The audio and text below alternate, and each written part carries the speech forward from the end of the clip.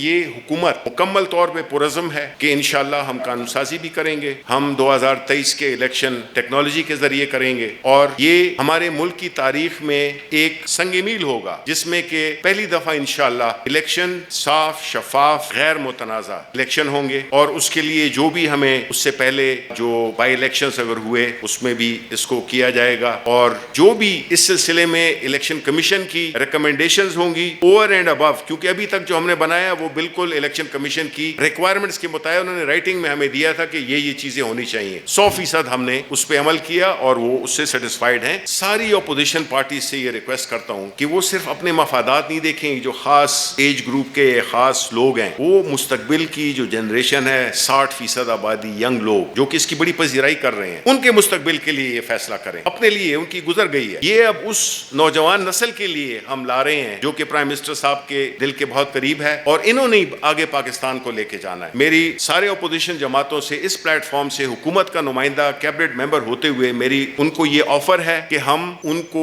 ان کے ساتھ بیٹھ کے ان کی اپنی بیسٹ ٹیکنیکل ٹیم لائیں، جو بھی وہ سمجھتے ہیں وہ آ کے اس مشین کو پرکھے، جو بھی ان کے سوالات ہیں، جو بھی خدشات ہیں وہ ہم دور کریں گے، اور پبلکلی کہ وہ اپنے نمائندے مقرر کریں ٹیکنیکل لوگ، یہ نہیں کہ بغیر دیکھے ہوئے کہ جی نہیں قبول۔